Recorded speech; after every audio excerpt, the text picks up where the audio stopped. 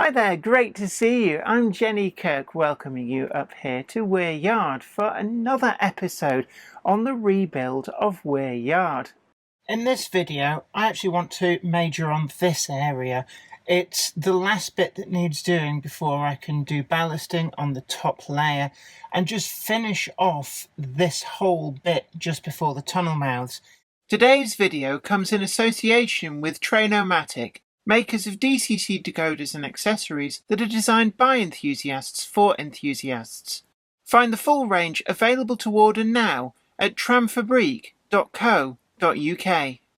We're proud to be sponsored by The Model Centre, your ultimate destination for great models and the home of model customization for enthusiasts around the world. Starting your first layout?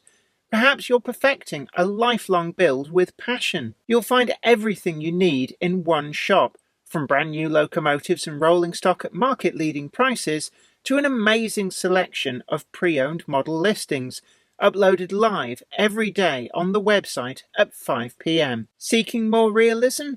TMC's talented workshop team offers professional weathering and realistic detailing. Explore top brands, expert advice, and a community that shares your love of the hobby, in-store or online at themodelcentre.com.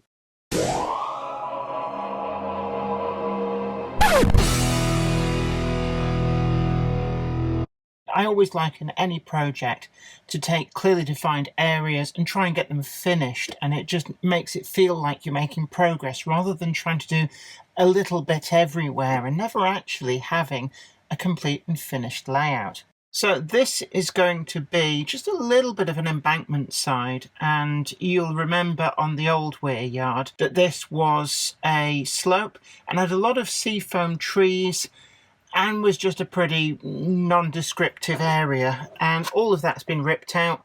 And with the retaining walls now in and glued, I've used some of the salvaged ready rocks just here at the end.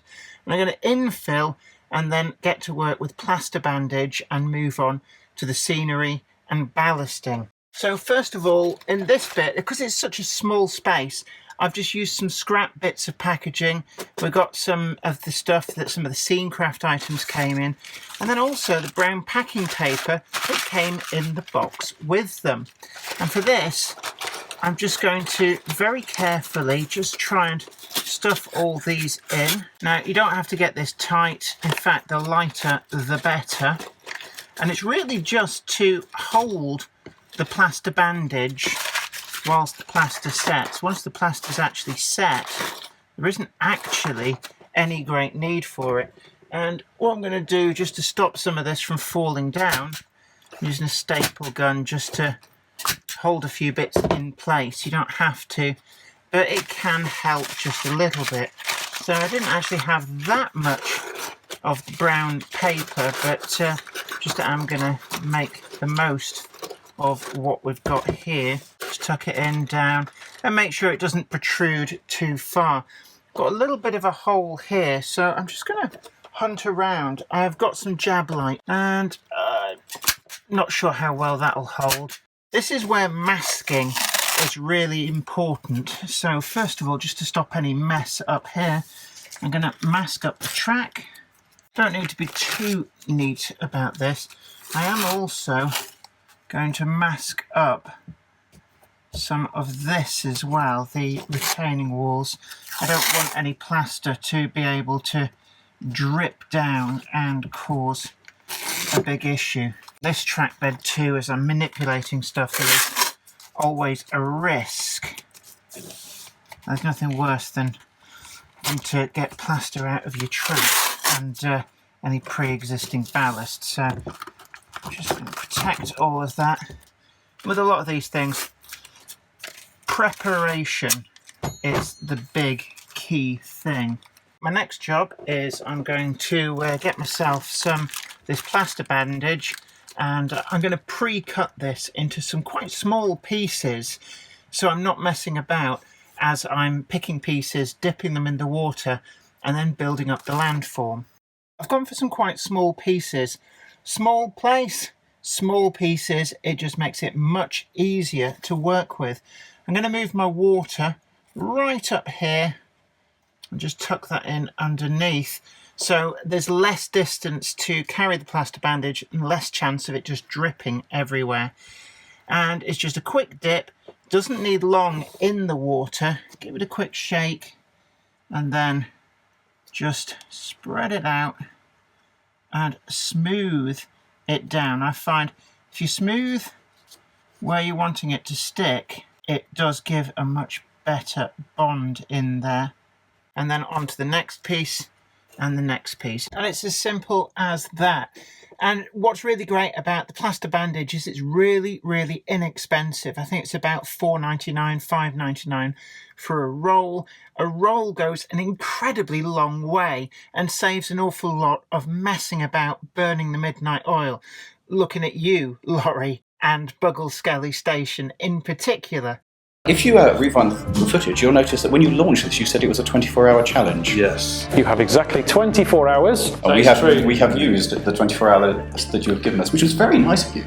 Now, I've removed some of the masking tape just off here, and that's so I could work in the edges. Just going to use a little bit of water on my finger just to smooth over and obscure any small amounts that's got onto the Scenecraft walls. But you can see that these have gone really well. Same with the Ready Rocks and the tunnel wing wall down here. It's something you need to do. If you don't do that, you'll end up with weird gaps and lips and stuff. So what I'm going to do now is, again, back in, you're going to go through lots of masking tape. It's inexpensive, but it saves you a lot of aggravation down the line. And readying for the static grass and the paints, I'm going to be reapplying the masking tape just along the wall. Again, I don't want paint and later on static grass going everywhere, and this just keeps things looking neat without having to do too much in the way of cleanup afterwards. We're going to be painting, and this is going to be earth, so earth undercoat. This is from the Woodland Scenics range. I'm going to apply a little tiny bit direct, just like that, and then with brush and water I'm just going to move this around. And this just effectively, what this is doing is getting rid of that glaring white. Once I've done that, a little sprinkle of gravel I think will add a bit of texture. It's just a personal preference of mine, something that I tend to do. You don't have to, but I think it does get a good effect. In the time lapse, you'll have also seen that I used some acrylic black and burnt sienna just to give a little bit more of the rocky feel just over here where I've got the Ready Rocks. And the reason for that is because this face is pretty much vertical, so I'm going to disguise this as a rock face, but I'm doing it the Les Cliff way. Where some of the grass may have stuck that we don't want it, we can wipe it back to reveal the rocks underneath. If we want to put some more bushes and things on there as we move forward, we can do that. We can also add some more paint colour into there to highlight anything. You can even start to mix other things in like polyfiller, tile grout and things like that to give a little bit more definition here and there. But generally speaking, that's now looking like the rocks are pushing through. It's a really rough and ready but effective technique. I've sprinkled some of the sandy ground cover on. That's actually stuck into the paint, and this serves a double function. Firstly, it gives us that texture. The eye sees texture as much as it sees colour, but it soaks up some of the excess paint as well and stops it just dripping and pooling. Now I've got to this stage, what I want to do is back on with the masking tape, and this is going to be something that you use a lot of. It's perfectly normal just to protect things, and I think I'll just do a little bit on the tunnel mouth as well, and that will also protect that ballast bin that I've got down here on the bottom. So the next step I need to do is move on to the static grass. I'm going to get some basing glue and just very, very sparingly put a little bit of this on. Anywhere that I'm going to be pulling back to expose a rock face, I'm going to just try and keep that away from. Now a brush, and just move this around, making sure that I don't have any gaps. I'm just going to get it a little bit under the masking tape at the top. That's just protecting the track now from getting fibres into the sleepers and such like. I'm going to use a dabbing motion because we do have the gravel on the ground. Now, there's a few areas around here where I'm looking to actually create a rock face. So what I'm going to do is just make sure that they don't get a covering of the basing glue. So that's all in place, and it's time for the trusty status grass applicator. And I'm going to use a finer kind of static grass here. So I'm going to go patchy grass, and then I'm going to get on and start applying the different colours. Additional support is provided by... This is Clark Railworks, and this is what we do. You'll know us from Ellis Clark Trains, and you'll get the same friendly expertise with us too. We've got a huge range of pre-owned model railways from all your favourite manufacturers, and maybe some you hadn't heard of before. It's the place to come for quality. We don't stock substandard models, and everything we sell is fully tested and photographed by model railway experts. No matter whether you model 00 gauge, N, HO or more, we have sought after models from all around the world with new listings added every weekday. Check out what's available now at clarkrailworks.com and don't miss out on your latest logo. Done all the static grass. I'm just going to very carefully save some of the stuff that's ended up on the masking tape. I tend to just dump it back into the hopper of the static grass applicator, and I'm going to very carefully peel back the rest of this masking tape. And now I'm going to start moving all of the stuff that's been protecting the track. Just very carefully take all this apart. There's a few little bits of plaster that seem to have made it through. I'll see to those in a moment. The next step I want to do is to move on to some of the finer detail, which I'm going to do with that good old favourite, the alpine grass, and some PVA, just anywhere where I think we could do with just a little bit of something. Let's just get some of this in.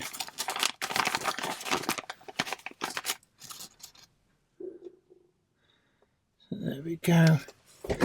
Down here as well. You can use this just to obfuscate any edges that have made it through. Small amount of the alpine meadow scatter. I'm going to give that a quick blast in. So I've got a nice clean brush, and I'm just going to clean back some of this rock face. If you remember, I protected some of this just by not putting the basing glue in place. Wiping all of that off. Again, a little bit up there, a little bit around there, and a little bit around there. Next step, I want to put a little bit of ground cover at the back. And I've got plans for trees. So I'm going to just get on with this. I'm going to do some ballasting, and I'll catch you after the time lapse.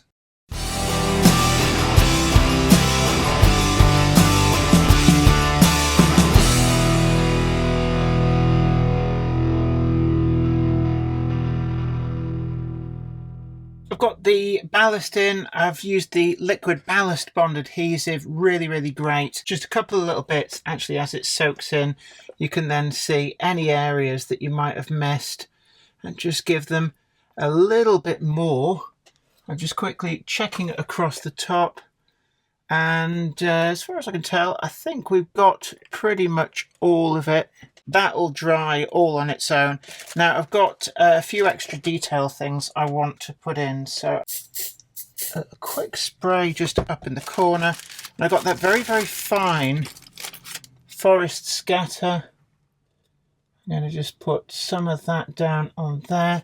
The reason for this is about to become clear. because I've got some Primo trees. These were salvaged from the old Mill Hill, and these are going to now go into this area. I'm just going to get my drill so I can make some pilot holes. Just being very careful not to damage the back seam. Going to get my PVA and add a little bit of glue. And again, on the base of one of the Primo trees. These are the really small bushes that they do. Really, really good. Actually, I got told off for calling them Primo trees. They're Primo models trees. So a little bit of a distinction there. And these are all going in just to disguise the edge. They shouldn't cause any issue for trains going round. I'm going to put another one here. And in you go. Just push it. You can actually bend these a little bit, just up to the back seam. And I think as well, I've got one more left, just over here. The original Jablite Mountain had a lot of trees in this area, and I quite like the idea, just the way that I had gone about it didn't seem to feel like it had been done quite as well as I would have wanted.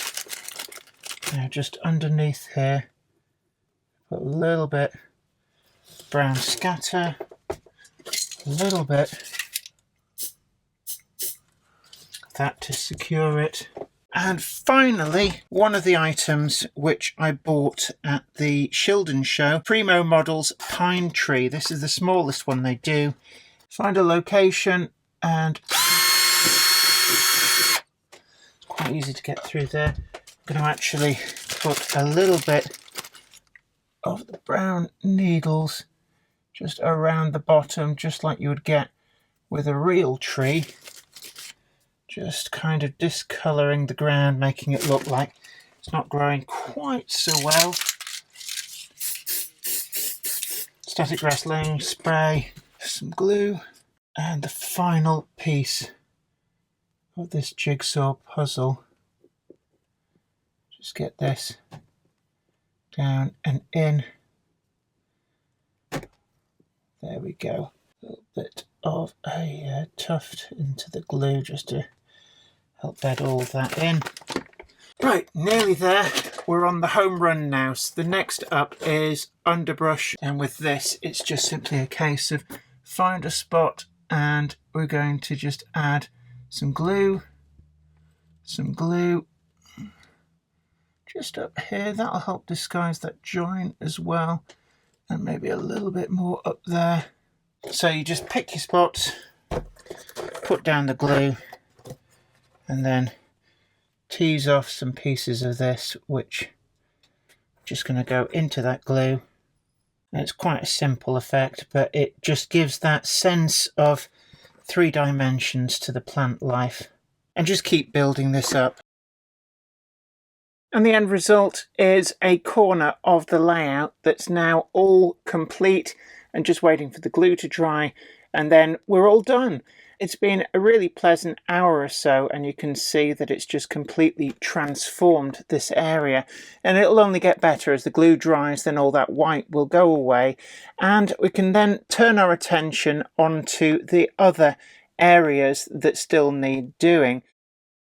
Well, I hope you really enjoyed that. As always, please like, share and subscribe if you haven't already done so.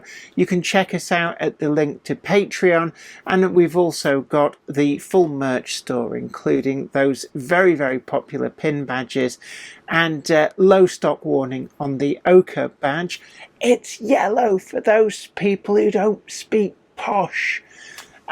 We've got less than 30 of them left, so we will be ordering the next colour, but if the ochre one is a must-have item, then you need to get your skates on, because once they're gone for good. But until next time, do take great care of yourself. Happy modelling. Bye for now. Today's video comes in association with Train-O-Matic, makers of DCC decoders and accessories that are designed by enthusiasts for enthusiasts. Find the full range available to order now at tramfabrique.co.uk. Additional support is provided by... This is Clark Railworks, and this is what we do. You'll know us from Ellis Clark Trains, and you'll get the same friendly expertise with us too. We've got a huge range of pre-owned model railways from all your favourite manufacturers, and maybe some you hadn't heard of before. It's the place to come for quality. We don't stock substandard models, and everything we sell is fully tested and photographed by model railway experts.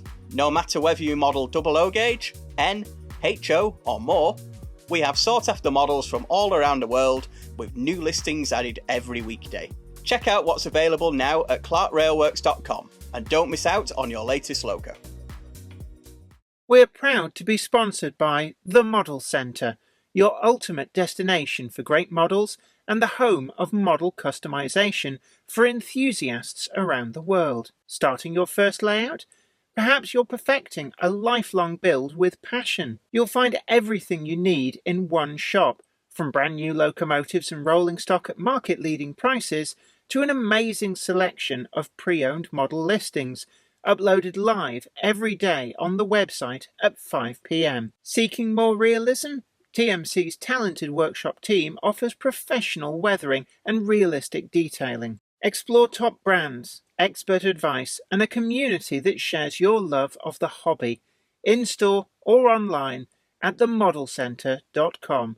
I'd like to thank everybody over on Patreon, and an extra special huge thanks goes out to our Patreon heroes. Without you guys over on Patreon, we really wouldn't be able to keep making the video content that you see on this channel. And don't forget that you can also head on over to patreon.com/Jennifer Kirk and check out the different tiers of rewards. Thank you so much. You are absolute legends. Hey there, great to see you. I'm Jenny Kirk, welcoming you up here to where ya...